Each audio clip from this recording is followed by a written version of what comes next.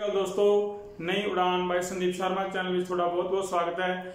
दोस्तों सब तो पहला तो उन्होंने सारे विद्यार्थियों का, मेरे दोस्तों का, मित्रों का बहुत बहुत धन्यवाद जिन्होंने कि इस चैनल को सबसक्राइब किया है तो अपनी ड्यूटी समझते हैं इसमें शेयर करना, क्योंकि चैनल चलाया सी मैं उन्होंने लोड़वंद विद्यार्थियों ने जिहड़े किसी भी कारण करके कोचिंग सेंटर में नहीं जा सकते, सो उन्हों की हैल्प करने की एक अहद किया मैं, तो तुसीं इस विच बहुत ज़्यादा योगदान पाया, तुहाडा सारिਆਂ का बहुत बहुत धन्यवाद।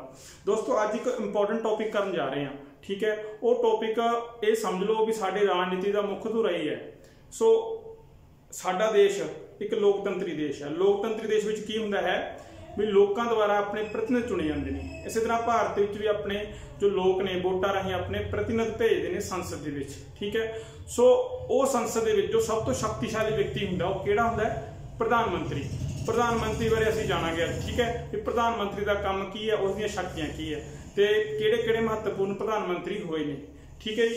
हुण असीं गल करन जा रहे हैं ये सारी जिहड़ी वीडियो ना मोस्ट इंपोर्टेंट वीडियो है, चाहे तुसी SST मास्टर ग्रेड का एग्जाम देने जा रहे हो, चाहे तुसी ETT का एग्जाम देना है, चाहे तुसी PPSC लेवल का एग्जाम देना है, चाहे तुसी वार्ड अटेंडेंट का एग्जाम देना है। हर ये वीडियो ना हर कॉम्पीटेटिव एग्जाम दे विच बहुत ही इंपोर्टेंट होने वाली है।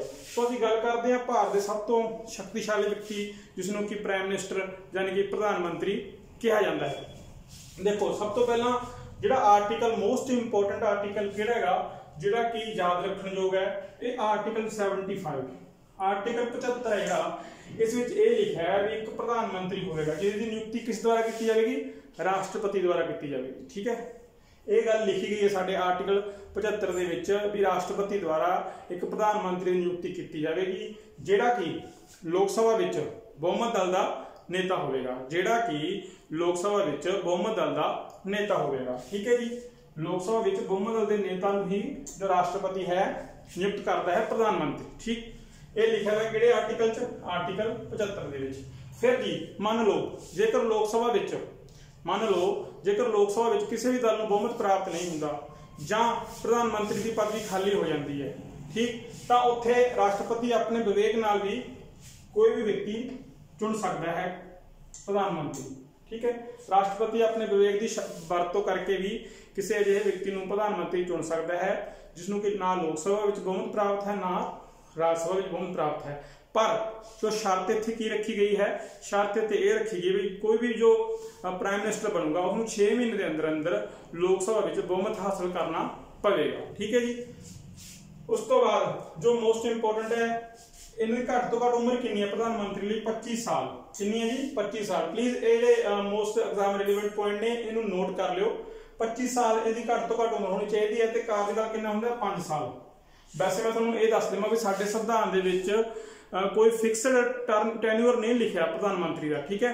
सो वैसे लोक सभा का कार्यकाल कितना होंगे? 5 साल। इस करके जो उसकी नियुक्ति होंगी है कितने समय लिए होंगी है? 5 साल लिए, ठीक।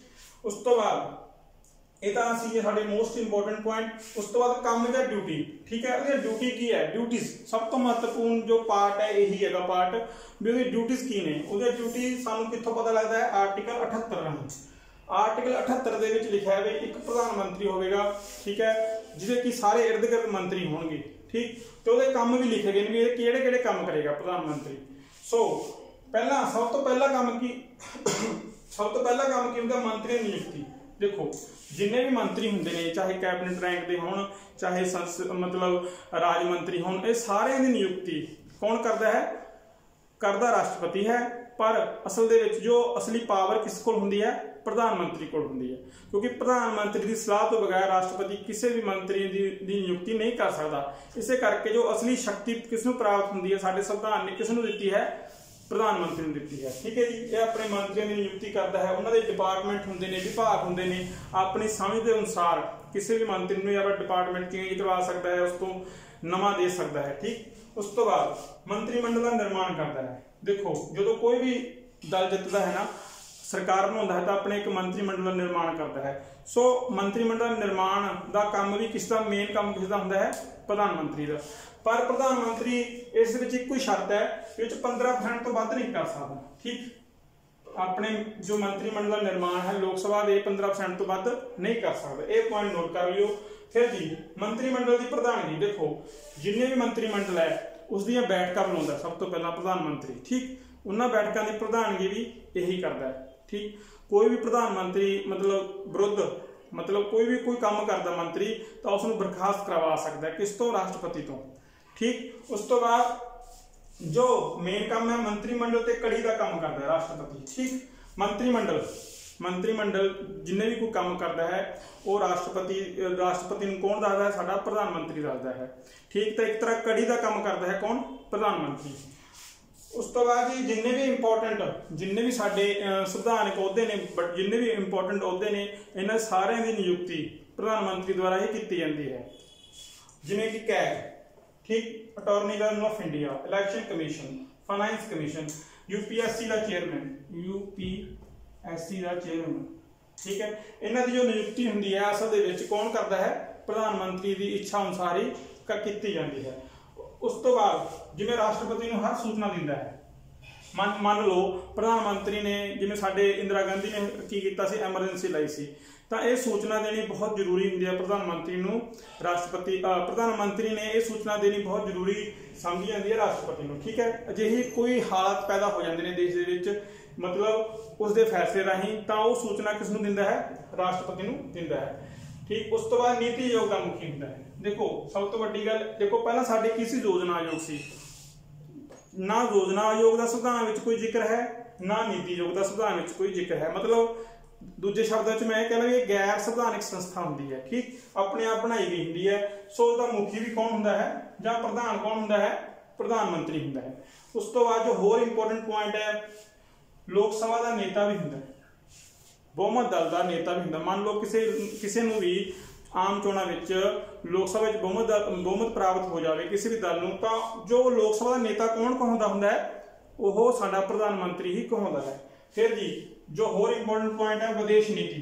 देखो साडे भारत की जो विदेश नीति हैगी है उसका जो मेन धुरा हुंदा है, जो मेन विचार हुंदे ने, वो किसदे ही हुंदे ने?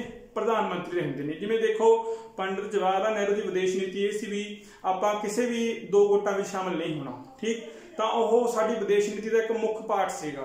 सो इस तरह जो साडे भारत की विदेश नीति है ना, वो किस ते खड़ी हुंदी है? प्रधानमंत्री की सोच, उसकी नीतियां ती खड़ी हुंदी है।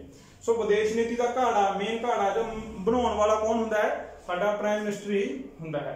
उस तो बाद मैं तुहानूं पहलां ये कहा भी लोक सभा विच जिस दल के नेता नूं बहुमत प्राप्त हुंदा उसनूं राष्ट्रपति की करता है?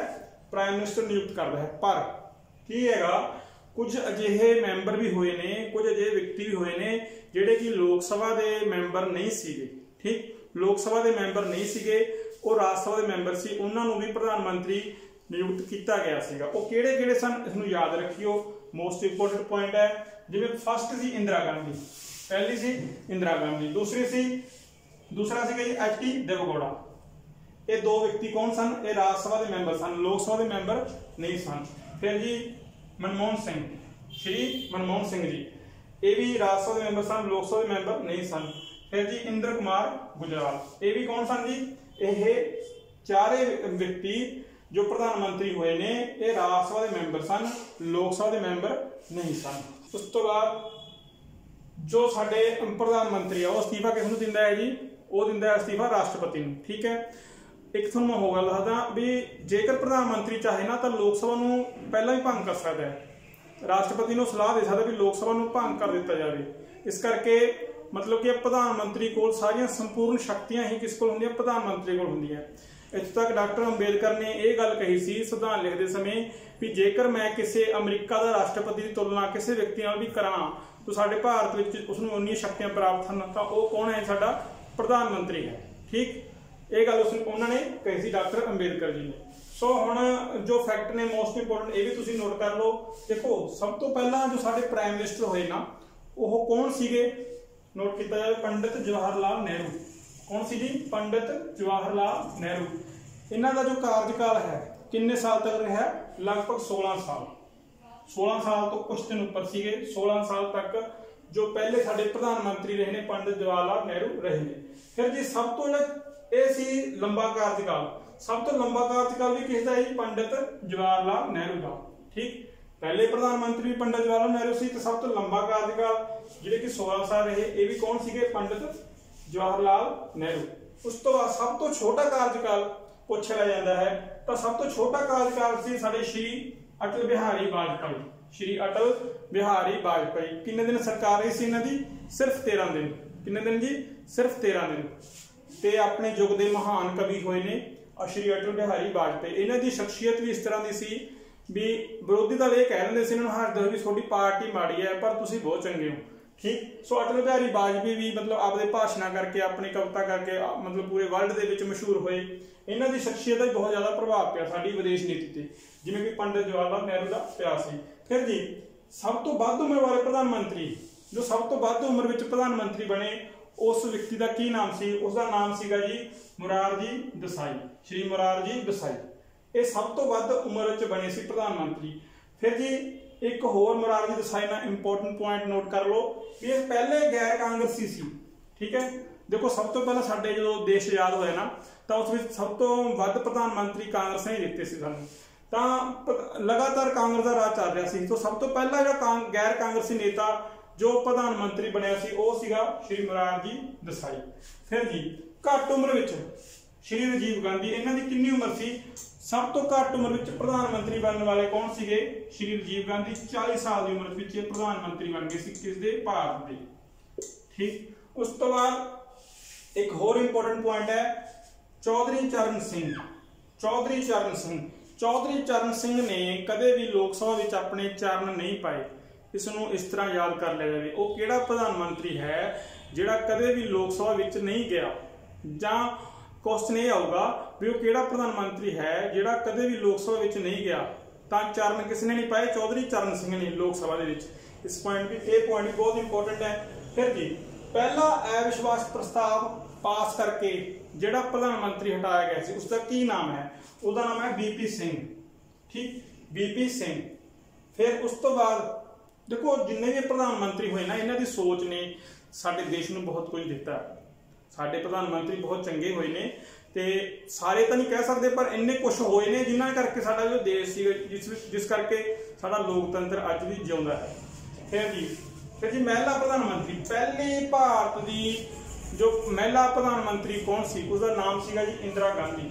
ਇਹਨਾਂ ਨੂੰ ਭਾਰਤ ਰਤਨ ਦਿੱਤਾ ਗਿਆ ਸੀ, ਇੰਦਰਾ ਗਾਂਧੀ। ਠੀਕ। ਇਹਨਾਂ ਦੇ ਲਈ ਇੱਕ ਪੁਆਇੰਟ ਹੋਰ ਸਮਝਣ ਵਾਲਾ ਵੀ ਸਭ ਤੋਂ ਵੱਧ ਐਮਰਜੈਂਸੀ ਲਗਾਉਣ ਵਾਲੀ ਜੇ ਪ੍ਰਧਾਨ ਮੰਤਰੀ ਪੁੱਛ ਲਿਆ ਜਾਵੇ ਤਾਂ ਉਸ ਦਾ ਆਨਸਰ ਕੀ ਆਊਗਾ? ਸ਼੍ਰੀਮਤੀ ਇੰਦਰਾ ਗਾਂਧੀ। ਫਿਰ ਜੀ ਪਹਿਲੇ ਸਿੱਖ ਪ੍ਰਧਾਨ ਮੰਤਰੀ ਕੌਣ ਸਨ? ਪਹਿਲੇ ਸਿੱਖ ਪ੍ਰਧਾਨ ਮੰਤਰੀ ਸਨ ਸ਼੍ਰੀ ਮਨਮੋਹਨ ਸਿੰਘ ਜੀ। ਸ਼੍ਰੀ ਮਨਮੋਹਨ ਸਿੰਘ ਜੀ ਉੱਘੇ ਅਰਥ ਸ਼ਾਸਤਰੀ ਹੋਏ ਨੇ, PhD ਇਹਨਾਂ ਦੀ ਇਕਨੋਮਿਕਸ ਦੇ ਵਿੱਚ, ਤੇ ਸਾਡੇ ਦੇਸ਼ ਦੇ ਪ੍ਰਧਾਨ ਮੰਤਰੀ ਵੀ ਰਹੇ ਨੇ। ਠੀਕ ਹੈ ਜੀ। ਇਹ ਜੋ ਮੋਸਟ ਇੰਪੋਰਟੈਂਟ ਜੋ ਮਤਲਬ ਪ੍ਰਧਾਨ ਮੰਤਰੀ ਨਾ ਉਹਨਾਂ ਬਾਰੇ ਫੈਕਟ ਨੇ। ਫਿਰ ਜੀ ਅਜਿਹੇ ਪ੍ਰਧਾਨ ਮੰਤਰੀ ਵੀ ਹੋਏ ਨੇ ਜਿਹੜੇ ਕਿ ਆਪਣੇ ਕਾਰਜਕਾਲ ਦੌਰਾਨ ਜਿਨ੍ਹਾਂ ਦੀ ਮੌਤ ਹੋ ਚੁੱਕੀ ਸੀ। ਤਾਂ ਉਹ ਕਿਹੜੇ ਸਨ? ਸਭ ਤੋਂ ਪਹਿਲਾਂ ਦੇਖੋ ਜੀ, ਪਹਿਲਾ ਪੰਡਿਤ ਜਵਾਹਰ ਲਾਲ ਨਹਿਰੂ, ਫਿਰ ਲਾਲ ਬਹਾਦਰ ਸ਼ਾਸਤਰੀ ਜੀ, ਫਿਰ ਇੰਦਰਾ ਗਾਂਧੀ, ਫਿਰ ਰਾਜੀਵ ਗਾਂਧੀ। ਠੀਕ ਹੈ। ਇਹ ਚਾਰ ਅਜਿਹੇ ਪ੍ਰਧਾਨ ਮੰਤਰੀ ਸੀ ਜਿਨ੍ਹਾਂ ਦਾ ਜੋ ਮੌਤ ਹੈ ਉਹ ਉਹਨਾਂ ਦੇ ਕਾਰਜਕਾਲ ਦੌਰਾਨ ਹੀ ਹੋ ਗਈ ਸੀ। ਠੀਕ। ਲਾਲ ਬਹਾਦਰ ਸ਼ਾਸਤਰੀ ਬਾਰੇ ਆਪਾਂ ਇਹ ਗੱਲ ਕਹਿ ਸਕਦੇ ਵੀ ਸਭ ਤੋਂ, ਜੇ ਮੈਂ ਇਹ ਕਹਾਂ ਵੀ ਸਭ ਤੋਂ ਇਮਾਨਦਾਰ ਭਾਰਤ ਦਾ ਪ੍ਰਧਾਨ ਮੰਤਰੀ ਕੌਣ ਹੋਏਗਾ ਤਾਂ ਉਹ ਸਾਡੇ ਹੋਏ ਨੇ ਸ਼੍ਰੀ ਲਾਲ ਬਹਾਦਰ ਸ਼ਾਸਤਰੀ ਜੀ। ਠੀਕ ਹੈ ਜੀ। ਇਹ ਜਿਹੜੇ ਚਾਰ ਵਿਅਕਤੀ ਹੋਏ ਨੇ ਇਹਨਾਂ ਦਾ ਜੋ ਮੌਤ ਹੋਈ ਹੈ ਆਪਣੇ ਕਾਰਜਕਾਲ ਦੌਰਾਨ ਹੀ ਹੋਈ ਹੈ। ਮੰਨ ਲਓ ਮੌਤ ਹੋ ਗਈ ਪ੍ਰਧਾਨ ਮੰਤਰੀ ਦੀ ਤਾਂ ਉਪ ਪ੍ਰਧਾਨ ਮੰਤਰੀ ਦਾ ਵੀ ਇੱਕ ਅਹੁਦਾ ਰੱਖਿਆ ਗਿਆ ਹੈ। ਠੀਕ ਹੈ। ਉਪ ਪ੍ਰਧਾਨ ਮੰਤਰੀ ਮਤਲਬ ਕੀ ਹੈ? ਉਪ ਪ੍ਰਧਾਨ ਮੰਤਰੀ ਵੀ ਮਤਲਬ ਰੱਖੇ ਜਾਂਦੇ ਨੇ। ਠੀਕ। ਜਿਵੇਂ ਸਾਡੇ ਸ਼੍ਰੀ ਵੱਲਭ ਭਾਈ ਪਟੇਲ, ਲਾਲ ਕ੍ਰਿਸ਼ਨ ਅਡਵਾਨੀ ਇਹ ਉਪ ਪ੍ਰਧਾਨ ਮੰਤਰੀ ਵੀ ਰਹੇ ਨੇ। ਇੱਕ ਗੱਲ ਤੁਹਾਨੂੰ ਹੋਰ ਇੱਥੇ ਨੋਟ ਕਰਾ ਦਾਂ ਵੀ ਸਾਡੇ ਸੰਵਿਧਾਨ ਦੇ ਵਿੱਚ ਉਪ ਪ੍ਰਧਾਨ ਮੰਤਰੀ ਬਾਰੇ ਕੋਈ ਮਤਲਬ ਉਲੇਖ ਨਹੀਂ ਹੈ, ਮਤਲਬ ਉਪ ਪ੍ਰਧਾਨ ਮੰਤਰੀ ਦਾ ਅਹੁਦਾ ਸੰਵਿਧਾਨਿਕ ਨਹੀਂ ਹੈ। ਠੀਕ ਹੈ ਜੀ। ਹੁਣ ਜੋ ਸਾਡੇ ਹੁਣ ਪ੍ਰਧਾਨ ਮੰਤਰੀ ਨੇ ਉਹ ਕਿੰਨਵੇਂ ਪ੍ਰਧਾਨ ਮੰਤਰੀ ਨੇ? 16ਵੇਂ। ਇਹ ਨੋਟ ਕਰ ਲਓ 16ਵੇਂ। ਦੇਖੋ ਲੋਕ ਸਭਾ ਕਿੰਨਵੇਂ ਹੈ? 17वीं। ਸਾਡਾ ਪ੍ਰਧਾਨ ਮੰਤਰੀ ਦਾ ਕ੍ਰਮ ਕਿੰਨਾ? 16। ਕਿਉਂਕਿ 2 ਵਾਰ ਚੁਣੇ ਗਏ ਨਾ। ਤਾਂ ਸਾਡੇ ਕੀ ਨਾਮ ਹੈ ਇਹਨਾਂ ਦਾ? ਨਰਿੰਦਰ ਮੋਦੀ।